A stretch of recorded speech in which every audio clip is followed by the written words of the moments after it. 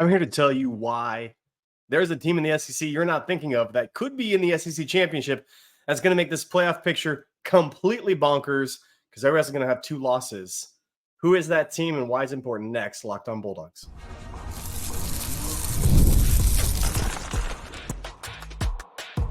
You are Locked On Bulldogs, your daily podcast on the Georgia Bulldogs. Part of the Locked On Podcast Network, your team every day. Welcome back. This is Locked On Bulldogs, part of Locked On Podcast Network, your team every single day. Coming at you today because you are the everydayers, the people that are here with us no matter what, ride or die. Today's episode brought to you by FanDuel, FanDuel.com. More on them in a moment.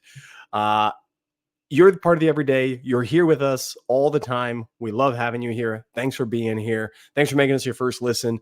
Thanks for downloading. If you're on YouTube, go to audio, download there. If you're on audio, go to YouTube. Both of them, great ways to get the news about the dogs that you care most about. We are in season. Mississippi State week means for us a couple things. I'm going to break it down. 3 things. 1, I'm going to let you know a team in the SEC that you're not talking about that you should be. And I'm not joking. And we've been snake bitten, but this is a different team now with this team in the SEC because everybody else might have 2 losses save for this team. And it's going to be a doozy. And I'm going to lay out for you how an SEC championship is going to come down to that tiebreaker scenario that was at the beginning of the year that basically, I think the end of it was a coin flip. And we all thought, that can't, it might, just letting you know. Because this college football season is bananas, and I'm not going to expect anything less than this. So I'm going to give you my favorite as of today to make the SEC championship and why rankings are so dang important and how losing to an unranked Vanderbilt, putting Alabama down to 8 actually goes ahead and keeps them alive for the playoff, even though they're going to lose 2 more games on their schedule. We're going to get to that.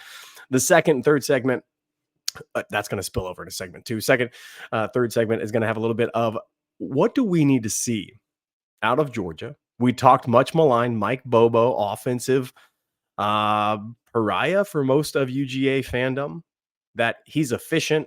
He has his team driving, but it's finishing the drives. It's putting points on the board. It's explosiveness. Other teams, Texas, Alabama, and the like, have explosive plays. They're not efficient. But man, can they go ahead and get chunk yards when need be? And actually why that bodes really well for Georgia because of our defense and who we have on that side of the ball, the second most efficient defense, and why it's very, very important, especially coming out of that half against Alabama. I'm going to let you know what we need to see out of Georgia this weekend against Mississippi State and looking ahead based upon what I say in segment 1 about these SEC teams, why it's really, really crucial that Georgia has the defense that it does. But first, let's get to it. The team that I am telling you not to sleep on right now, ladies and gentlemen, you're going to think I'm ridiculous. You're going to think we've heard it before, but I'm here to tell you, you haven't seen this team quite yet. Texas A&M Aggies. Texas handled business against Missouri in absolute convincing fashion. Dismantled Cook, who looks just like he did last year, dismantled that defense that I was told was supposed to be one of the better units in the SEC, made Luther Burton absolutely on an island by himself, couldn't get him the rock, couldn't run. They made Missouri not one-dimensional, no dimension. There was no dimension whatsoever to their team. Winning 41-10, they played Arkansas. Arkansas turns out pretty daggum good team.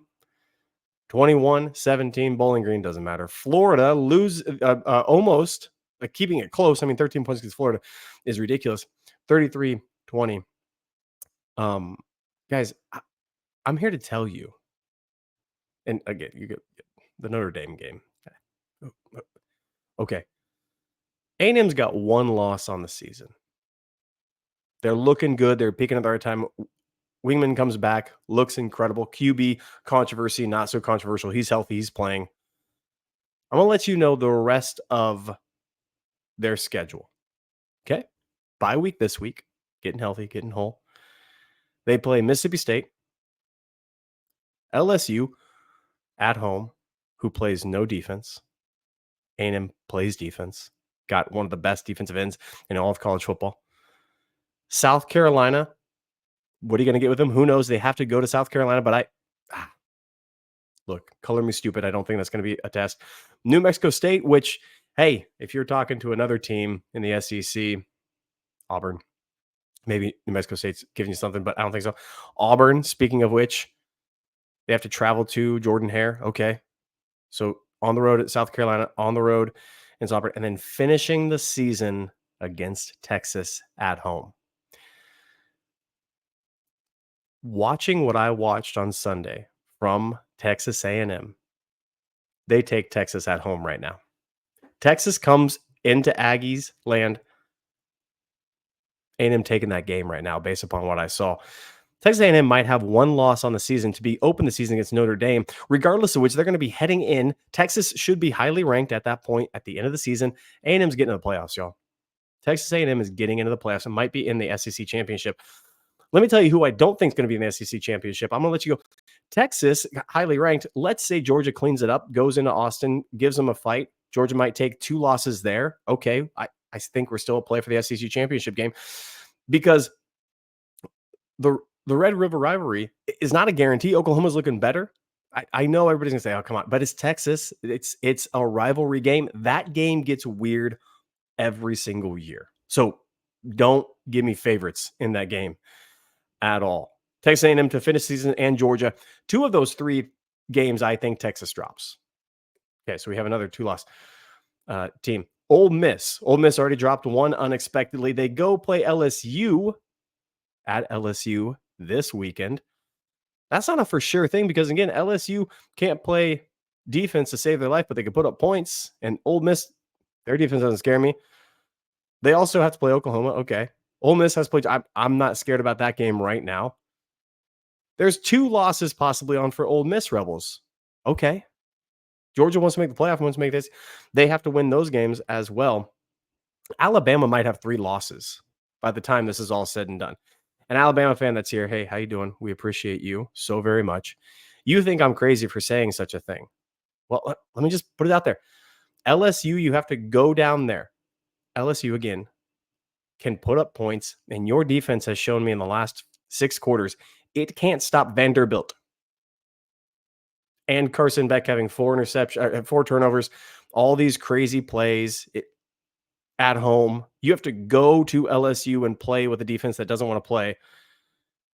And then you get Auburn. That game's always bananas, always crazy. And you got to go to Tennessee. That's not a foregone conclusion right now to me either. So Alabama's having 3 losses. What I'm here to tell you is rankings are crucial right now. Georgia sitting at 5, possibly getting back up. They might drop down to 10 if they do lose to Texas in a couple weeks. They could work their way back up because Ole Miss should be highly ranked. The rest of the teams on their schedule should be in there, and Georgia could sneak back in there. And with a 2-loss team making the SEC championship against a 1-loss A&M, now we're really cooking because A&M loses that game, let's say, and now there's a 2-loss SEC champion and A&M. So this playoff picture is going to get wild. And if you think you have a clear choice of it, you don't. It's going to be bananas every single week. My money's on A&M being the 1-loss SEC title contender in that game. And who's second? I don't know right now. I hope it's Georgia, but I don't know what's going to happen. We're going to come back after these and let you know what I need to see at Georgia that makes me feel confident that that could be the case. And maybe there's nothing, but first, these. And these are, in fact, FanDuel. FanDuel.com, the official sports. I apologize. Roy. What up, Roy? Roy is fantastic. Roy is the place that you need to go right now that helps you get into the NIL game. The NIL game changed the game. Now you can change the game by getting into NIL yourself. And here's what you do. It's time for Player of the Week. Roy lets you go directly onto that, and you get to choose the player of your choice. And players that we love, Colby Young, we love Lost and Lucky. We love guys like that. We love Dan Jackson showing out. Those are the players that we love. And then what you can do right now in the NIL game is you can get over there and you can contribute $100 to the campaign of the Royal Player of the Week right now. Our collective supports help keep him connected, these players connected to our school. Roy's doing their part, bringing fans closer to their schools. Just download Roy in the App Store or Google Play Store. Use promo code LOCKEDON.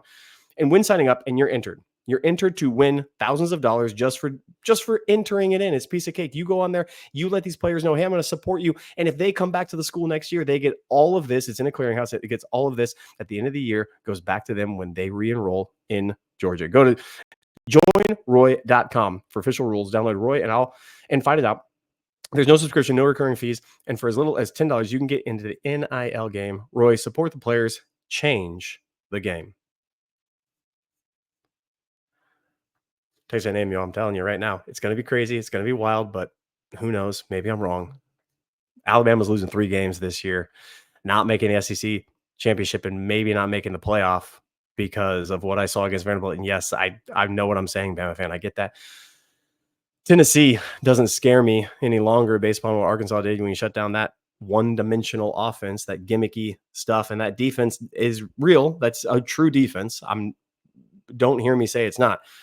But they did get exposed against Arkansas a little bit when they needed to bow up. They didn't. That was really impressive to me that Arkansas was able to. Ole Miss has a couple of gauntlet tests still yet. It's crazy what happens in these games late in the season. Just mark it is what I'm telling you. Okay, I want to tell you what to look for in this Mississippi State game. Mississippi State is not going to put up much of a challenge. Fingers crossed, really hope that's the truth. I hope I'm not putting something out there on the internet that people are going to mock me for later. Oh, wait, they do regardless. But here's what I want to see from Mississippi State game for Georgia. There's 3 players and then 3 types of plays I want to see that gives me confidence. I think we comfortably win. We have quite the spread to overcome. Come back on Thursday, see if Daniel and I have any locks in this game.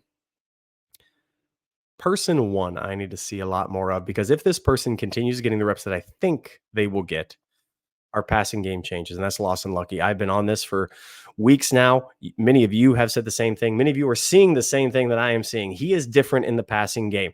He runs in stride. His ability to catch the ball, and this is a skill, to catch the ball while in mid-stride is probably the best on this team. Colby Young is going up and getting possession and coming down with it, not in run. Dylan Bell has already ran with the ball when he gets the ball, and then he makes some moves. Arian Smith runs before he catches the football, and then he has to catch it, possibly, maybe, at best. But a couple of guys are great route runners. London Humphreys is probably second best in this ability, that you catch him in stride over the middle, going down the seams, and it changes this offense. If I see Lawson Lucky getting the bulk share, and we saw it in the game prior where there was a deliberate call for him, 2-man route, 1 man cleared by the go. He came under that beautiful ball, catch, run. I see more runs like that. It's going to give me all the credibility and all the confidence in the world that he can keep that up. And if he does, that's a middle of the offense, a place where Carson Beck is surgical and exceptional when he is timing, making his reads, and finding tight windows. He's the best in college football at that. At that particular passing tree, he's the best. Lawson Lucky is going to be a huge part of that. London Humphreys is going to be second huge part of that. But I think the rotation means that Lawson Lucky has the ability to get on the field more than Humphreys. And if that's the case, I want to see more of it. The second player that I need to see a lot more of as it pertains to Texas, and as we gear up for that, if I see Mykel Williams play 15 snaps, I don't want to see him not play in this game. I want to see him play in this game. I want him to get game rest. I want him planning off that foot, that ankle that is injured, hitting a tackle, bull rushing, getting some hand fighting, pushing, pulling, and then throwing him to the side and getting to the quarterback. If I see 15 snaps from him, it tells me that he is well on his way to health. I don't want to not see him in this game. If I don't see him in this game, that means he wasn't good enough to go. And Kirby's, he could have gone if we needed him, meaning emergency backup duty. I want to see him early and often out there. If he's out there series 1, I feel really good about it. Mykel Williams is my second player that I want to see a great deal from in this game. Now, the third player I want to see a great deal from, this is not because he is exceptional, which he's very, very good, which he is. It's because the offense stagnates when somebody else is the second rotation. This offense gets behind the chains and cannot move when Branson Robinson runs the football. ETN runs the football, and Georgia fans, we're going to rotate players. Kirby and Bobo like keeping a lot of tread on these players. We're not going to see a guy do 30 carries a game. Those days are dead and gone. Will never happen again. Maybe it'll cycle back down the road. I don't know. But when Branson is in, this offense gets behind the chains in a very, very bad way. And if we're behind the chains, the efficiency goes down, the explosiveness goes down. Mark Bobo and Kirby Smart don't want to call the pot shots that is going to put us in bad positions a la Tennessee to lose a game. Many of you are saying, well, I wish we had explosive. When you're 3rd and 10 and you're bombing the ball and now you're backed up in field position isn't being played with the best punter in college football, you lose games like Tennessee does. Does it need to improve? Yes. We need to get better at those. Mike Bobo needs to call up better shot plays. But when Branson's in, we can't because we're down to 2nd and 8 instead of 2nd and 5, 2nd and 4. We're down to 3rd and 6 instead of 3rd and 3. It's bad news with him running the ball. I need to see Frazier in there so much more. And it is because he is explosive. That is true. But it's also because if Branson is doing that, our offense is stale. Guys, stale as stale can be. I need to see Lawson Lucky. I need to see Micah Williams. And I need to see Frazier in this game a lot more. Now, London Humphreys would be a nice addition. I think he has cemented himself. You saw in the Clemson game. You saw it with the touchdown. You saw it in this last week against Auburn. That read with a dig route, with a skinny post, with a rollover. If we're going to boot or scramble, and he's going to go ahead and keep going, those are there. And without mono, he's going to continue to be in the game. But if Branson gets in, we're behind the chains. Our offense is sunk, y'all. He's not healthy. He's not there. He needs to be shelved. ETN and Frazier. It's a two-headed game. That's it. That's all we need, and we'll be fine. I'm going to come back after this and let you know types of plays that I need to see both offensive, defensively, to let me know that Texas is going to be handled by us. And if I don't see these, I don't know if Texas is going to be handled by us. I'm very nervous. But first, these. FanDuel.com, the place to go right now. Come back on Thursday for locks. We're going to give you all the betting lines that we could ever muster up. And yes, ladies and gentlemen, we do locks every single week. FanDuel is the place that we go to make the bets. Whether it's over-unders, point spreads, whatever you need. 34.5 points against Mississippi State. Come back on Thursday, see if we're going to go ahead and lay those points. It's what you need to figure out. FanDuel.com, the official sportsbook of Locked On Bulldogs, Locked On Podcast. Everyone, right now, if you place a $5 bet, you get $200 in bonus bets straight to your account. $200 free money to your account in which you may bet Locked On CFB. Get over there right now. FanDuel.com. Make every moment more. I told you Lawson Lucky. I told you Micah Williams. And I told you Frazier because it means Branson's not in. Frazier is good, but I would actually like to see. Here, I'd rather see Cash Jones. I'd rather see Cash Jones than Branson Robinson. And no, I'm not joking. Cash Jones can catch the ball out of the backfield. He has some wiggle to him. He will still get the same 3 yards that Branson will get. ETN is 20, 25 yards, 30 yards. Branson and Cash Jones get the same expected yardage, except Cash can block on pass and catch. I'm not lying. Frazier now could get those 20, 15, 20 hard-fought yards as well, or he can go to the house any given play. So I'd rather see him in there, if you get what I'm saying. Okay, types of plays that I need to see happen for us. I need to not see motion from Mike Bobo into the field, throw to the boundary. I don't want to see that. Here's why I don't want to see that. That's a tendency. If I know it's coming, other college coaches knows it's coming. And that is where pick sixes come to kill your drive in your game. I don't want to see motion to the field, throw to the boundary on a hitch. Or if I do, here'd be a nice little wrinkle. Bobo, here's an explosive play. Hey, somebody go ahead. Motion to the field. Double move to the boundary or wheel route. Double move, stop and go, wheel route to the boundary. fake screen in the boundary, go ahead and get a motion to the field and then flare Cash Jones out, get somebody sucked up, even put Lawson Lucky, do one receiver out there, motion over there, put Lawson Lucky on one side, have him go down.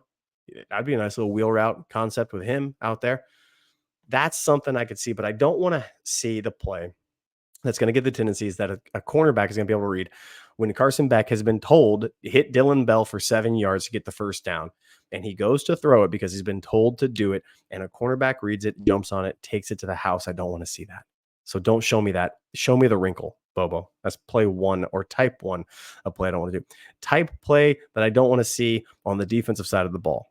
And look, if Daniel were here, he'd be screaming at me, telling me to shut my mouth, you dirty man. Maybe I don't know if he'd say that or not. I want to see Malachi Starks at star.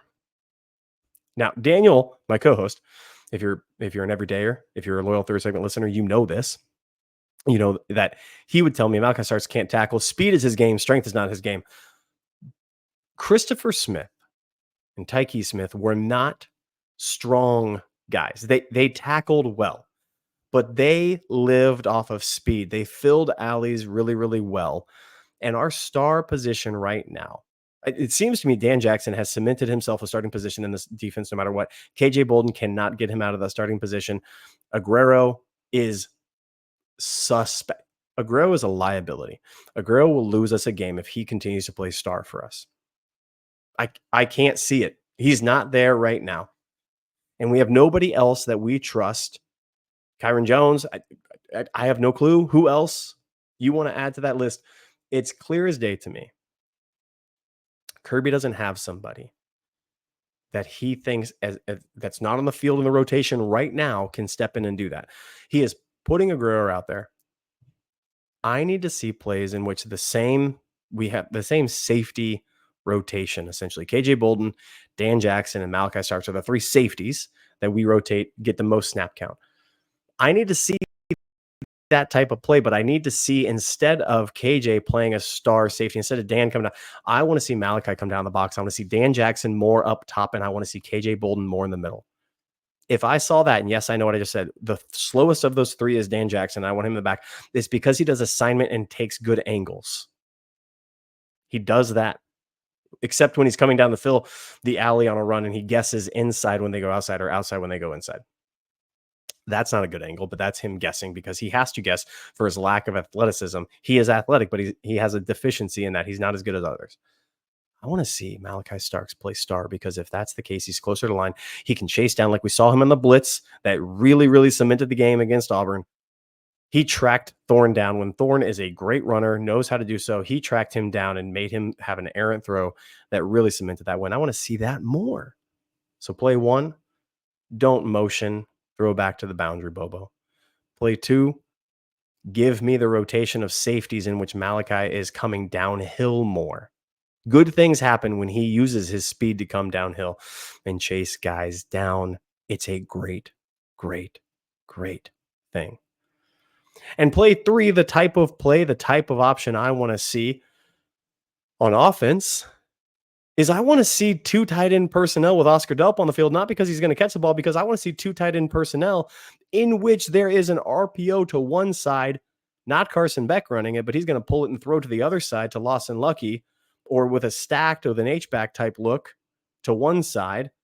ETN. Oscar Delp is great at blocking. I want to see him out there blocking in line more, and then go ahead and throw it to the other side for Bell with those options. Because ETN and Frazier, if running the game with these RPOs, with those 2 tight ends in the play, and Lawson Lucky having the ability he can pull that and pop it over the top of him, or pull it and throw it to the other side with the screen.